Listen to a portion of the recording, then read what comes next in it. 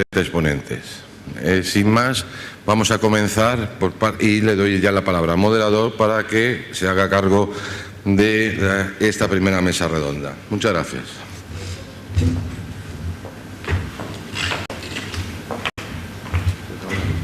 Bueno, buenos días a todos, bienvenidos. Agradezco la invitación para moderar esto. Es la primera vez que me toca moderar algo y no sé si seré un buen moderador. En fin, también habrá que agitar un poquito las discusiones, o sea que...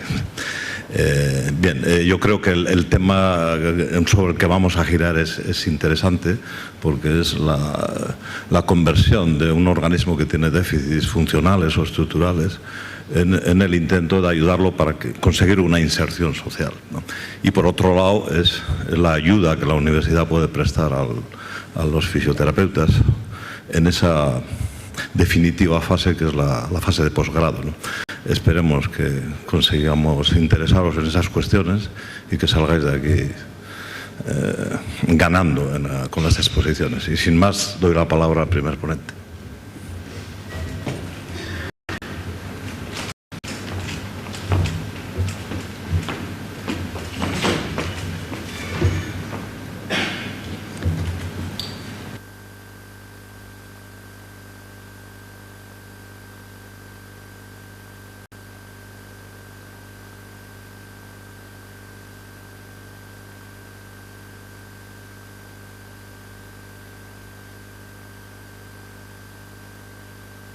Buenos días.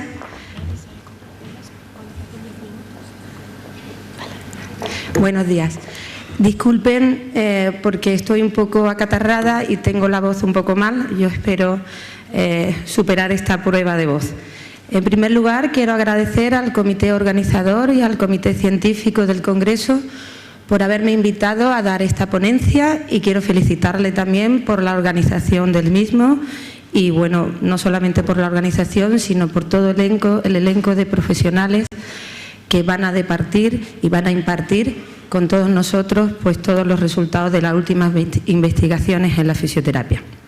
Bien, el tema de la ponencia es de la universidad al posgrado. En primer lugar, quiero decir que no hay conflictos de intereses, puesto que he basado la ponencia en todo lo que es la legislación vigente y en la normativa que hay actualmente respecto a lo que es el posgrado. Voy a estructurar la ponencia en tres apartados fundamentales.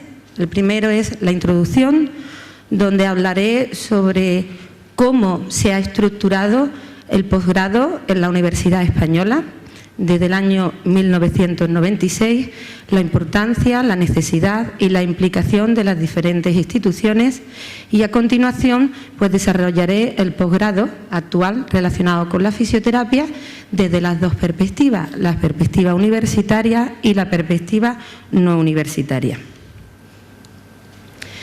Respecto a la introducción, pues de todos he sabido que la educación es un indicador de calidad de un país, un indicador de calidad de una sociedad. Podríamos decir que es un bien muy preciado, tal y como decimos que es un bien muy preciado el agua, la educación también lo es. Es un indicador de desarrollo. Pero no solamente es un indicador, es un patrimonio de la sociedad, sino que es una responsabilidad de la sociedad. Y esta responsabilidad, como es de la sociedad, es de todos. Así que la educación no avanzaría, no se sustentaría si no fuese porque cada uno de los que participan en esa sociedad la apoyasen. Por tanto, es una responsabilidad pública. Por otra parte, otra de las premisas importantes es el aprendizaje. Siempre hemos hablado en otros términos, en los términos de enseñanza. Siempre lo que es la educación se ha basado mucho en el que enseña y en el que aprende. Hoy día ni docentes ni discentes tienen esa separación tan importante como había antes, sino que están unidos en un todo.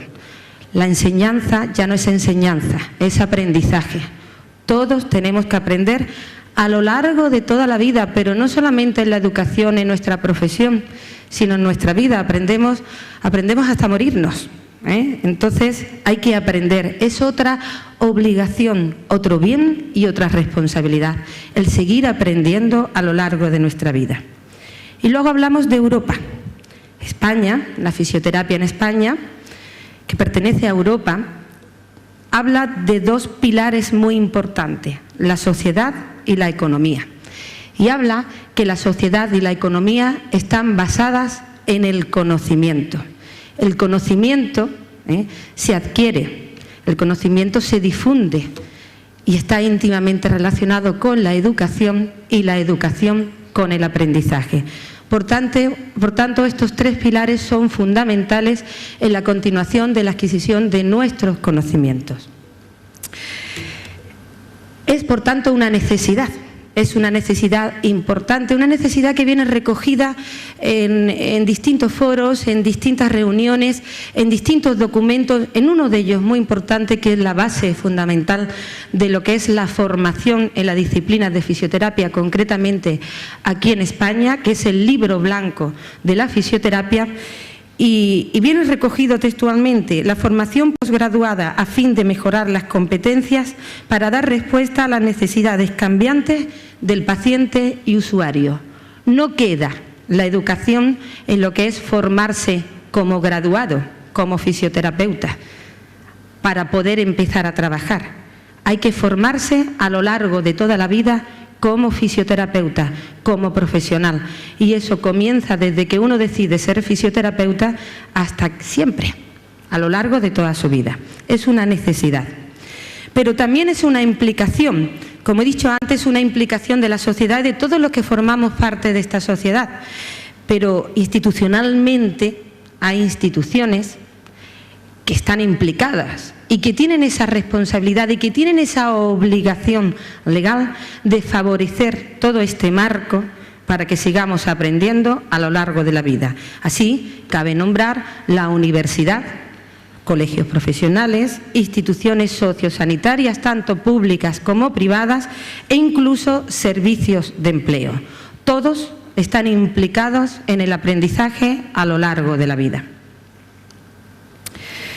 Por tanto, dos pilares fundamentales de esta ponencia: la formación continuada y el aprendizaje a lo largo de toda la vida. No podemos decir cuando acabamos la carrera se acabó, me pongo a trabajar y ya lo tengo todo listo. No, nos damos cuenta entonces todo lo que nos queda por aprender, y puesto que la fisioterapia es una disciplina joven, actual y en continuo movimiento, necesitamos actualizar nuestros conocimientos, pero también necesitamos difundir y comunicar lo que hemos visto, lo que hemos aprendido, para ponerlo al alcance de todo, para que la fisioterapia sea una ciencia provechosa, actual, reciente y universal. Fíjense que con respecto a lo que es la formación continuada en el espacio educativo europeo superior, no hace mucho que se ha venido hablando de ella. Antes del año 96 se hablaba en otros términos. No se hablaba en los términos de aprendizaje a lo largo de la vida. Se hablaba de un tercer ciclo, de un doctorado, de una carrera académica, pero no lo relacionaban con el entorno de la investigación y de lo profesional. Desde el año 96, que fue cuando, en 1996, que fue cuando empezó a hablarse del espacio educativo europeo superior, entonces fue cuando empezaron una serie de expertos a tener reuniones, expertos relacionados evidentemente con instituciones superiores políticas. Empezaron a reunirse y a partir de ahí pues se vieron todo lo que fueron todos los distintas reuniones, informes relacionados con la puesta en marcha de lo que no sé si habéis oído hablar del espacio europeo superior. Algunos han oído hablar de Bolonia, pero ya veis, como pongo aquí, que Bolonia fue una declaración más dentro del marco de estas enseñanzas novedosas en el espacio europeo. Comenzó en el año 96 con el informe de Lors. En el informe de Lors pues ya se recalcaba el aspecto importante de la educación y su relación precisamente con lo que es el desarrollo de una sociedad. educación y el desarrollo de la sociedad. Siguieron distintas reuniones, se hicieron distintas declaraciones que iban todas concatenadas, añadiendo, apuntando y ampliando pues lo que se decían en las reuniones anteriores. De manera que el año 98 la Sorbona apuntó aún más la importancia de que esta educación no debía centrarse solamente durante la carrera para dar un título, sino que tenía que tener una formación continuada, una formación de calidad, y que además esa formación de calidad debía apuntarse en 3 aspectos o pilares fundamentales: en el aspecto multidisciplinar, en la habilidad en las nuevas tecnologías de la información y en el idioma, porque, claro, hay que salir, hay que movilizarse y hay que entenderse. Luego ya vino la famosa Declaración de Bolonia en el año 99, donde se habló de tener un único espacio educativo porque había títulos muy diferentes en unos países y en otros. Entonces había que unificar un poquito los criterios. Bolonia sentó las bases de lo que es el aprendizaje a lo largo de toda la vida. Y así empezó en el año 99 el aprendizaje a lo largo de toda la vida. Praga, en la Declaración de Praga, se amplió este concepto. En la Comisión de Comunidades Europea aún más. Siempre siguen con el avance de lo que era el aprendizaje a lo largo de toda la vida. Pero ya este aprendizaje a lo largo de toda la vida, a partir del comunicado de Berlín, se añadió otro aspecto importante, y es que este aprendizaje a lo largo de toda la vida debía ir unido a la investigación, desarrollo e innovación, y debía dar cabida a que las empresas externas a las universidades o instituciones externas a las universidades estuviesen implicados también en este aprendizaje y en esta transferencia de conocimientos. Continuamos con la Declaración de Londres, la Declaración de Lovaina y la última declaración, que fue el año pasado en Budapest, Viena, donde se asentaron ya las bases de una forma importante, y teniendo en cuenta además la situación de crisis en la que nos movemos, y diciendo que las instituciones, que los Estados deben hacer un esfuerzo para no apartar lo que es la educación, seguir trabajando en ella, y que además esta educación está por encima del tiempo. Se llama lo que es la cultura de la formación continuada, la cultura del aprendizaje a lo largo de toda la vida, independientemente de la edad que uno tenga, a lo largo de toda la vida. Deben hacer un esfuerzo las instituciones políticas para favorecer, facilitar que esto se ponga en marcha, porque eso es el indicador de desarrollo de un país. Por tanto, ¿en qué marco nos encontramos actualmente aquí en España para una formación continuada? Nos encontramos en la formación posgrado universitaria y en la formación posgrado no universitaria. No es que una sea mejor que otra, sino que cada una tiene un fin diferente, aunque todas coinciden en esa transmisión, transferencia de conocimiento y en ese aprendizaje a lo largo de toda la vida. Si hablamos de la formación posgrado universitaria, nos encontramos con 2 posibilidades para seguir aprendiendo dentro de lo que es la universidad.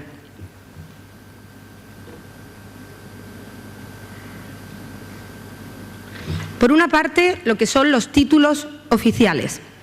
Se le llaman títulos oficiales porque, además de estar amparados por una normativa, por una legalidad, por una serie de reales decretos, además estos títulos oficiales dan eso, un título oficial que capacita para algo, sirve para algo. Es un título oficial que da la universidad, es a precios públicos y facilita algo. Ahora hablaremos de ello.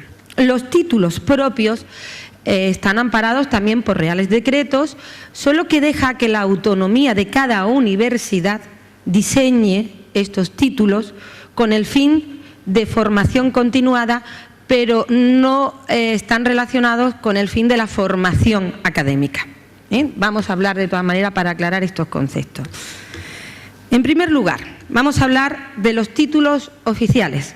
Los títulos oficiales en la formación posgrado universitaria. Actualmente coexisten diversos títulos oficiales en virtud a los distintos reales decretos.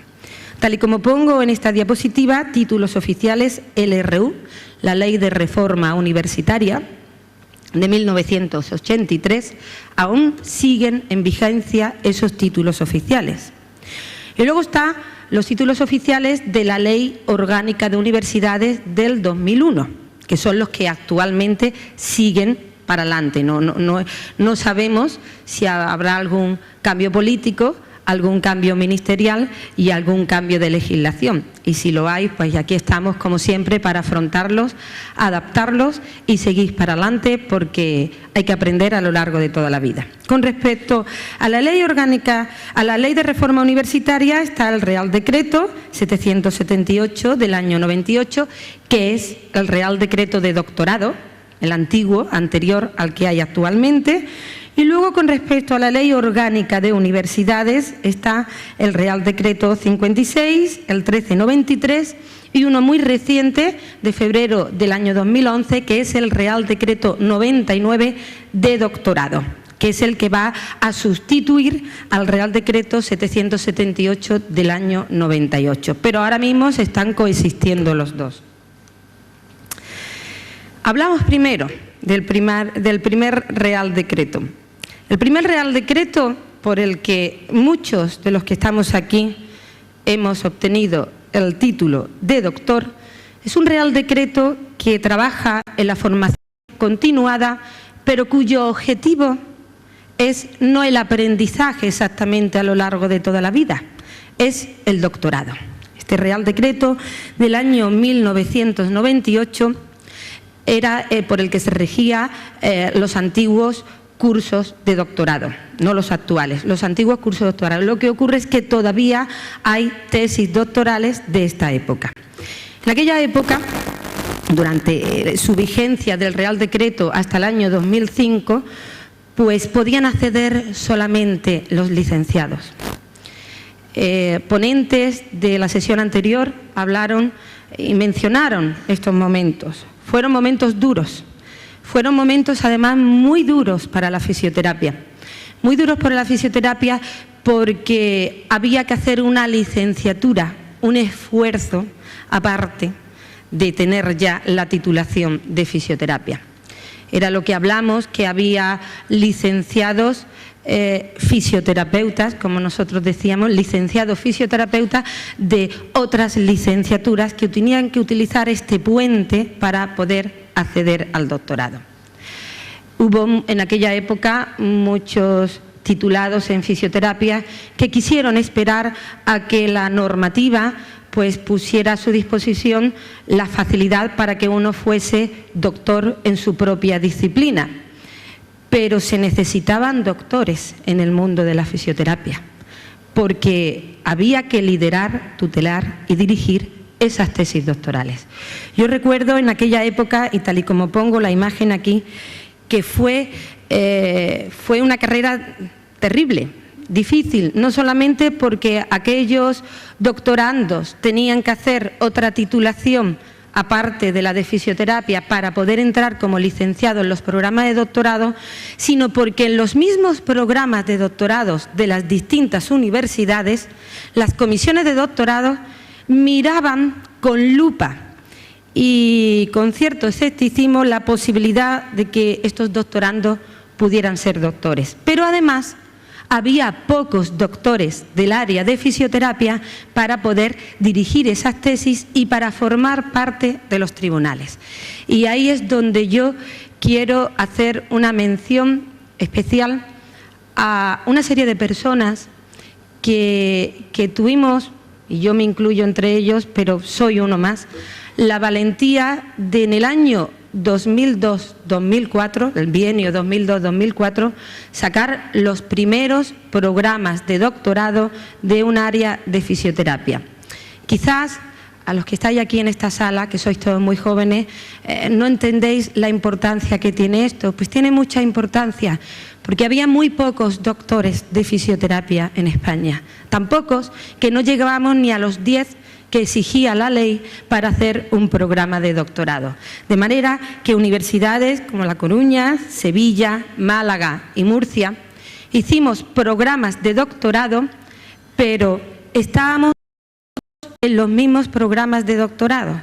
Tuvimos que hacer una auténtica peregrinación a lo largo de toda la geografía española para poder ir a impartir lo que es la metodología científica para formar a los futuros doctores del área de fisioterapia. Esto supuso un esfuerzo económico por parte de las universidades, un esfuerzo personal por parte de todos esos doctores, y yo desde aquí pues quiero rendir ese homenaje a todos aquellos doctores que empezamos a trabajar, que se pueden contar casi con los dedos de una mano, que luego han ido ampliándose y que seguimos trabajando, porque claro, ahora ya recogemos el fruto de aquel esfuerzo.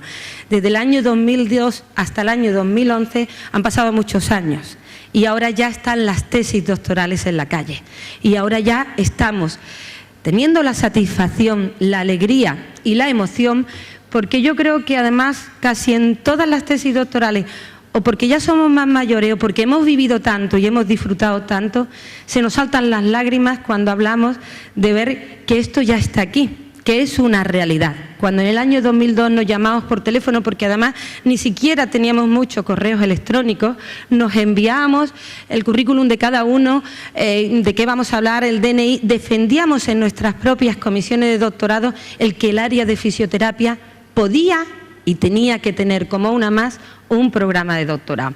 Pues hoy ya hay muchos doctores por esta línea. Seguimos viéndonos. Yo además agradezco la oportunidad que te da la vida en este tipo de situaciones, porque no solamente hemos hecho un grupo bueno, un grupo muy unido, sino que hemos hecho muchos lazos de amistad. Por encima de compañeros, somos amigos, estamos unidos, hemos vivido los momentos, primero vivimos los momentos del área de fisioterapia, solo que no es el momento de hablar de ello, cuando había pocos en el área de fisioterapia y empezábamos con los tribunales a lo largo de toda España, pero ahora, y sí es el momento de decirlo, cuando empezamos con el doctorado, para dejar a la disciplina de fisioterapia, dejarla no, ponerla en el sitio que se merece, o al menos en igualdad de condiciones y oportunidades que el resto de las disciplinas. Yo presento esta imagen porque yo creo que con estas 4 fotografías lo digo muy claro. Empezamos con mucho esfuerzo, dándonos la mano, subiendo esos escalones que nos costaba mucho esfuerzo, y no parece ninguna tontería de irnos un fin de semana y estar mañana, tarde y noche, hablando y hablando y hablando, introduciendo la metodología científica para ayudar. Hicimos muy buenas amistades, incluso tenemos un grupo consolidado de doctorado, llamémoslo así, hasta con su logotipo. ¿Es así, doctor Rebollo? Con su logotipo. Y bueno, ya vemos el fruto de que ya están aquí las tesis doctorales. Este es nuestro fruto y nuestra mayor satisfacción de ver a fisioterapeutas doctores. Sigue en vigencia esta ley, porque todavía hay doctorandos que inscribieron la tesis doctoral en aquellos programas de doctorado y todavía siguen leyendo la tesis doctoral. Luego, ya en el año 2005, vino el Real Decreto 56, que duró muy poquito tiempo, pero fue muy importante, porque, como dije antes, a raíz del comunicado de Berlín, la conferencia de Berlín, así empezó a darse la importancia a lo que era el posgrado. Y este es un Real Decreto exclusivo de posgrado, pero duró poco tiempo. Claro, hay que entender también que comenzaba a regularizarse, normatizarse lo que eran los estudios de posgrado en la universidad. Así, simplemente regula los estudios de posgrado, y entonces empezó a hablarse de 2 aspectos diferenciador del título de graduado, que eran el título de máster y el título de doctorado. El título de máster, un título que hasta ahora un diplomado, hasta esa época, un diplomado en fisioterapia no podía hacer, al menos por la vía oficial, como estudios universitarios. Solamente llegaba a la escala de experto, o especialista, que está por debajo de experto, pero no llegaba a los estudios de máster. Pues los estudios de máster pues se accedían por la titulación de grado, que entonces evidentemente no había ningún graduado, como ahora ya sí hay, o equivalentes. fueron las comisiones de posgrado de cada universidad las que aprobaron si accedían o no accedían diplomados a estos estudios de máster, que contaban entre 60 y 120 créditos europeos, el equivalente a 1 año o 2 años de curso. En algunas universidades aceptaron a los diplomados porque la ley lo permitía, pero exigía que fuesen 2 años. En otras universidades se peleó y se luchó porque fuese solo 1 año, en igualdad de condiciones que los demás. Luego estaba el doctorado. El doctorado para acceder a los estudios de doctorado decía o que tenías 300 créditos o bien un título de graduado o equivalente más un máster de 60 créditos o 60 créditos de varios másteres. Aquí era donde era el problema. Resulta que entraron los fisioterapeutas a hacer un máster de 60 créditos y como tenían la titulación equivalente al graduado, podían acceder al doctorado. Pero las comisiones de doctorado, donde pocos representantes del área de fisioterapia hay en esas comisiones de doctorado, decían, ¿cómo? ¿Cómo van a acceder a doctorado? Con una diplomatura y 1 año más, es decir, con 4 años hacer un doctorado. Hubo que pelear mucho y duro en consejos de gobierno, en comisiones de posgrado, para que esto fuese un hecho real. Y de hecho, pues ya hay diplomados que directamente haciendo un máster son doctorados, exactamente igual que cualquier otro titulado universitario. En este Real Decreto se hablaba de la estructura, la organización académica, directrices generales y se requería la autorización de las comunidades autónomas y la autorización del Consejo de Coordinación Universitaria. El Consejo de Coordinación Universitaria, si había un visto bueno de las agencias de calidad, informaba siempre favorablemente, no había problema. El problema radicaba en la propia universidad y en las comunidades autónomas, que eran las que ponían cortapisa a esta situación. Luego se amplió este Real Decreto en el año 2007, pero era simplemente para regularizar el proceso que le llamamos de verificación de este tipo de másteres. En el año 2007 apareció el Real Decreto 1393 que regulaba las enseñanzas de grado y de posgrado. Añadía al anterior lo que eran las enseñanzas de grado y es realmente por el que regulamos los estudios actuales, los estudios de grado y los estudios de posgrados. Exactamente igual. El máster se puede acceder con un título universitario. Aquí ya no se decía 300 grados o un grado equivalente, sino simplemente un título universitario. Teniendo un título universitario se puede acceder a hacer un máster oficial. Hay distintos tipos de másteres, másteres profesionalizantes y máster solo de investigación o incluso mixtos, máster de investigación y profesionalizante. Pues estos másteres mixtos y de investigación son los que van a formar y forman parte del periodo de formación de un programa de doctorado actual. El tercer apartado que pongo en esta presentación. Los programas de doctorados actuales constan de 2 periodos, un periodo de formación y un periodo de investigación. El periodo de formación es la realización de todas aquellas actividades relacionadas con la formación investigadora, que pueden ser de actividades especiales para la investigación, pueden ser, por ejemplo, la adaptación de los antiguos programas de doctorado del año 98 o bien másteres, másteres de investigación. La ley dice másteres, no dice másteres oficiales, solo que las comunidades autónomas y las universidades de alguna forma han obligado a que sean másteres oficiales, no másteres de títulos propios. Una vez acabado este periodo de formación, viene la inscripción de la tesis y la realización del trabajo de tesis doctoral dirigido y tutelado por un director. Es realizar la tesis y luego, una vez realizada, la lectura y defensa ante un tribunal. Esos son los periodos de tiempo. Tiempo, años. Fíjense que los antiguos programas de doctorado obligatoriamente eran 2 años. Los del año 98 eran 32 créditos. Obligaba que fueran 2 años, más luego el tiempo que uno tardase en hacer la tesis. Actualmente es 1 año del periodo de formación, que es el máster de 60 créditos, aunque he de decir que hay muchas universidades que no admiten a diplomados para hacer el periodo de formación solo con 60 créditos, o bien les obligan a hacer 20 créditos o 2 de 60 o una serie de créditos complementarias en función de las memorias de trabajo, de estructura y organización académica. Y luego, eso es un año como mínimo, y el periodo de investigación lo que uno tarde en realizar la tesis doctoral. La situación cambia con el Real Decreto anterior en cuanto a que ya hay que trabajar estos títulos, como los títulos de grado, con una memoria de verificación para que las agencias de calidad den el visto bueno, informen al Consejo de Coordinación Universitaria para que este Consejo los autorice y también las comunidades autónomas.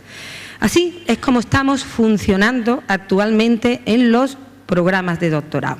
Hay programas de doctorado cuyo periodo de formación son un máster, varios másteres, hay una gran diversidad a lo largo de todo lo que son todas las universidades españolas. Y eso es lo que tenemos ahora, lo que está en vigencia ahora mismo. Pero en el año 2011,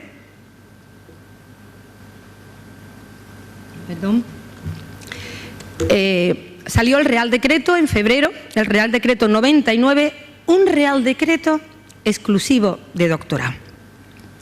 Este Real Decreto modifica sustancialmente al Real Decreto anterior, donde se regulaban los estudios de doctorado. Este Real Decreto cambia, para mejor, para peor. Bueno, esto es una reflexión que debe hacer cada universidad.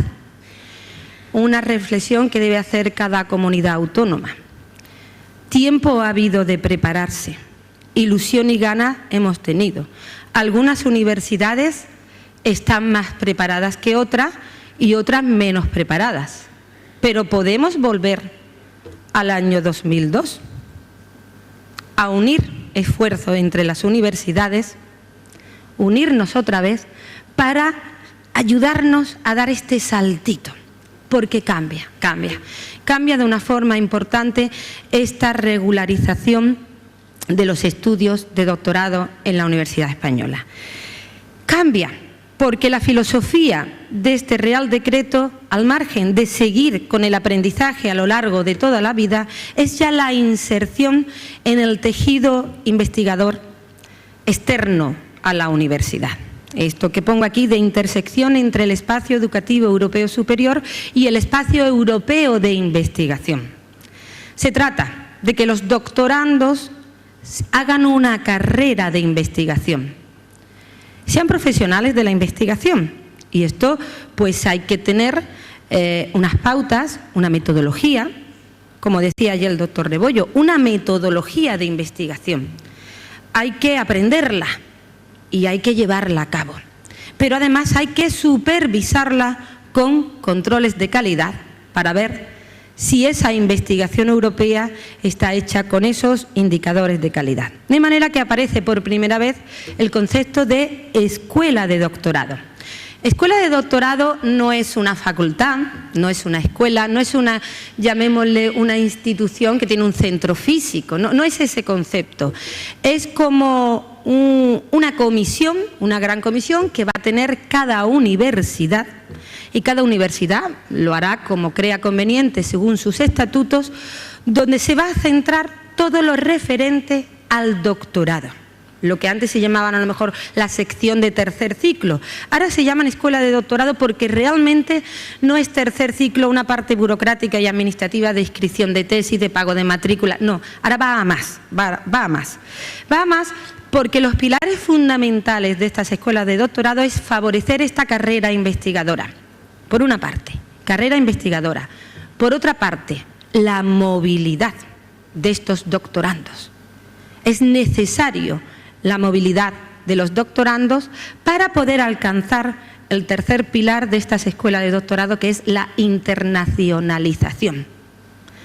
Para que estos doctorados sean de calidad, tienen que ser lo más abierto posible, lo más internacional posible, por tanto hay que favorecer esta movilidad. Fijaos que en el antiguo Real Decreto se hablaba del doctorado europeo, pues ya se habla del doctorado internacional. Ya es otro concepto mucho más abierto y mucho más amplio.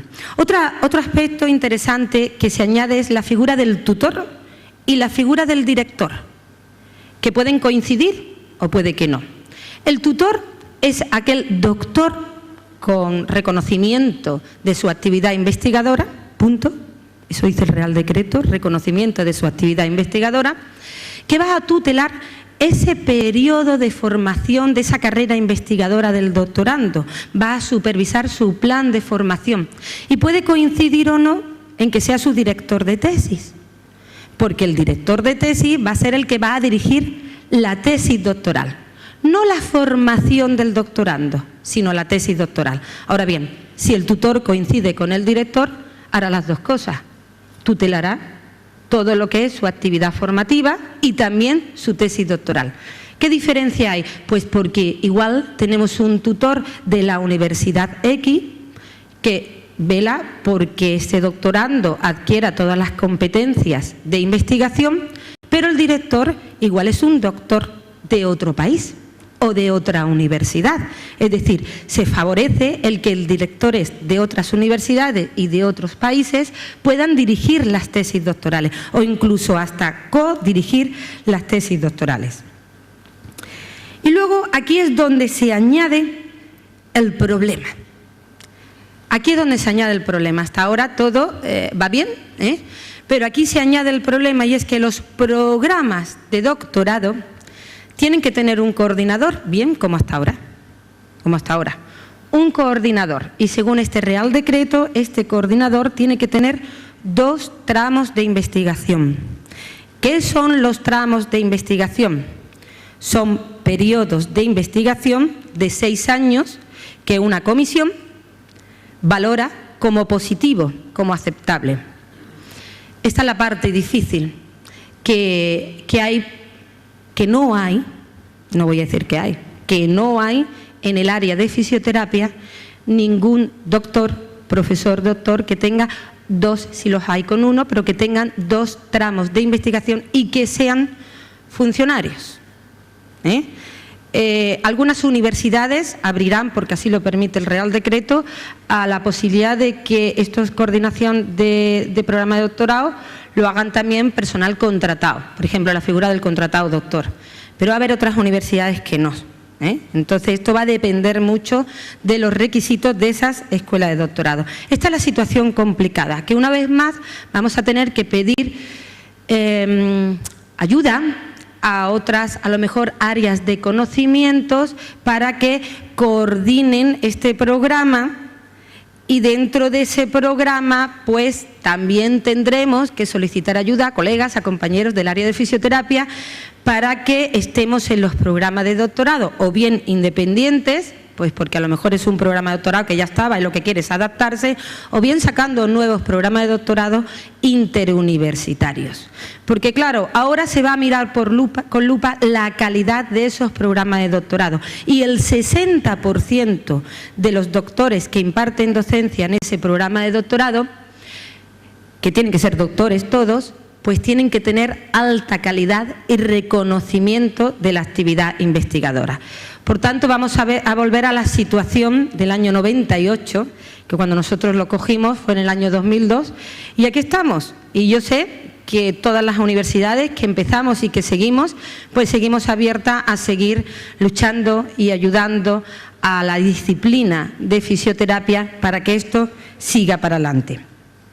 Este programa nuevo Real Decreto habla también de la duración, máximo 2-3 años, con lo cual alguien que escriba su tesis tiene solo 3 años para realizarla, ampliable a 1 año y en condiciones excepcionales 2 años, siempre y cuando sean estudiantes de doctorado a tiempo completo, porque también está la figura del estudiante de doctorado a tiempo parcial. Y el acceso, otro punto difícil, otro punto que cuesta, y es que si en el Real Decreto 56 y 1393 podían acceder diplomados es decir, los que tuviesen títulos universitarios a seca y no se ponía número, título universitario y un máster de 60 créditos o 60 créditos de varios másteres, este Real Decreto sí dice que en términos generales el acceso es para graduado y máster, es decir, un graduado con un máster. Ya hay especificaciones. Que tengan másteres del Real Decreto 1393 también, pero siempre y cuando sumen 300 créditos europeos. Claro, los títulos de diplomado no tienen créditos europeos, porque tienen créditos de la Ley de Reforma Universitaria. 207 créditos LRU es lo que tienen los títulos universitarios de diplomado. ¿Qué ocurre? Que pueden tener un máster o pueden tener dos másteres, pero no tienen su equivalencia en título de graduado. ¿Qué es lo que hay que hacer para aquellos diplomados en fisioterapia que quieran hacer una tesis doctoral y que tengan un máster oficial o que vayan a hacer un máster oficial? Tendrán que ser graduados. Tendrán que hacer esa adaptación a ese título de graduado. Cosa que en muchas universidades españolas ya está puesto en marcha, esos cursos de adaptación.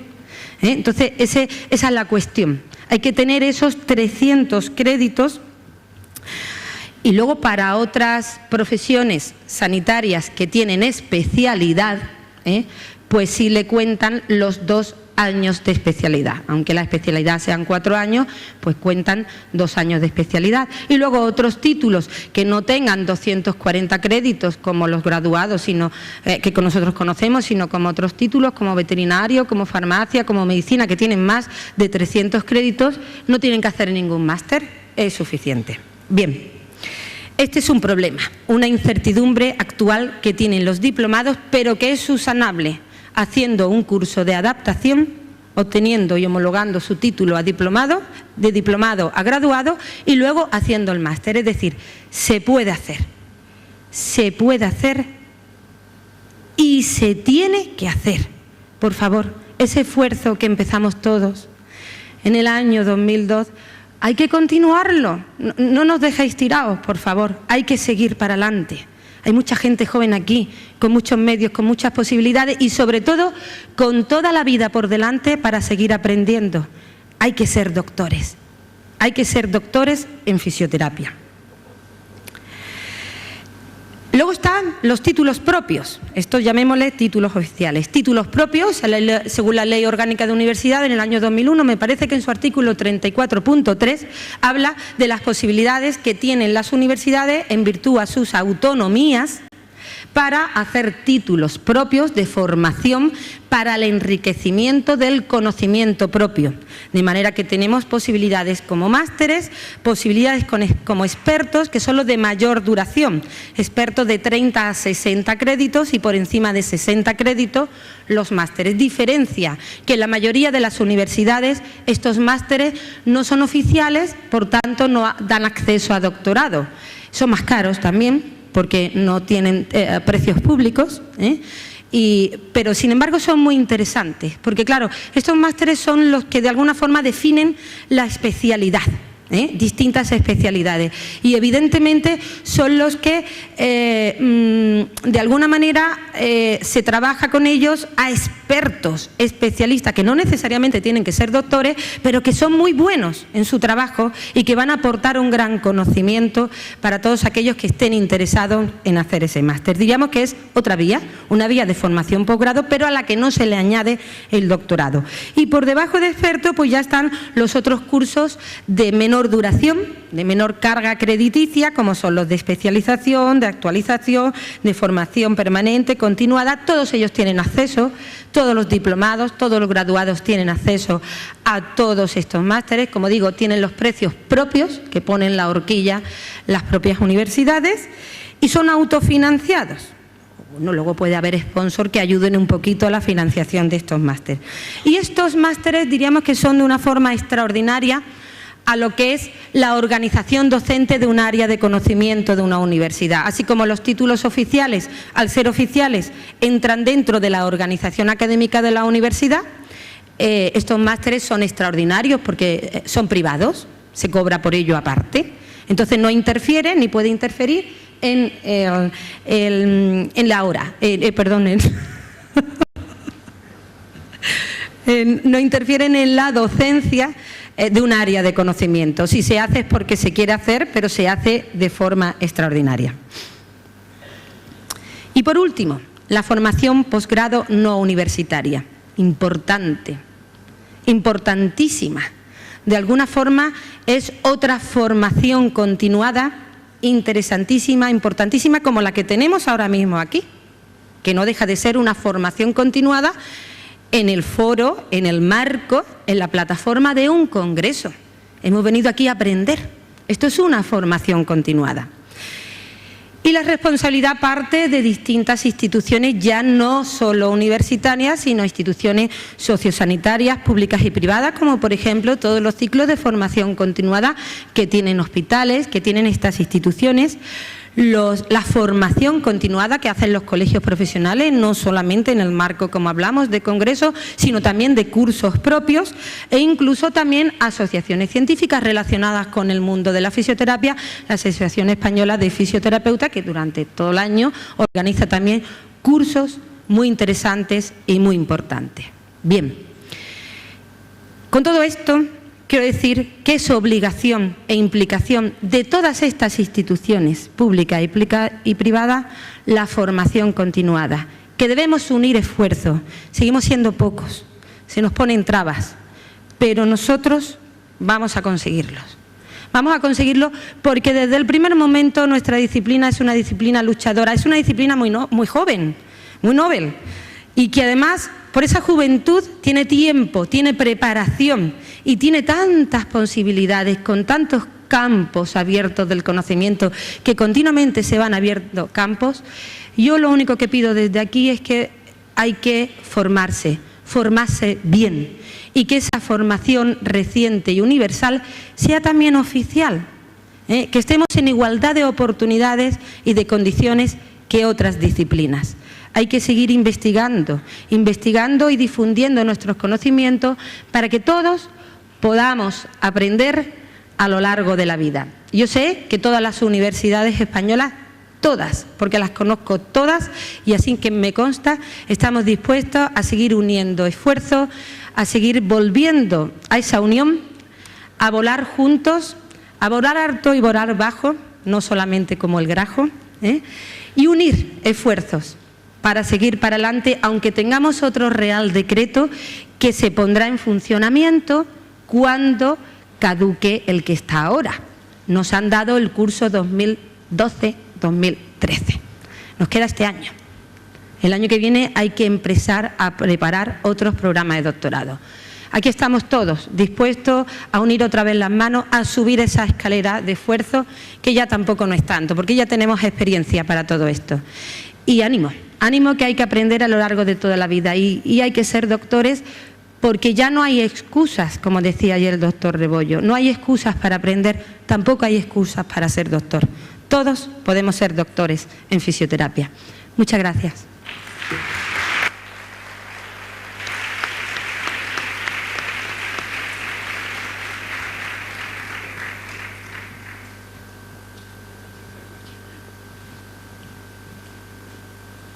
Perdón, un instante. Por favor, las salidas y las entradas, si tienen la amabilidad, por la última.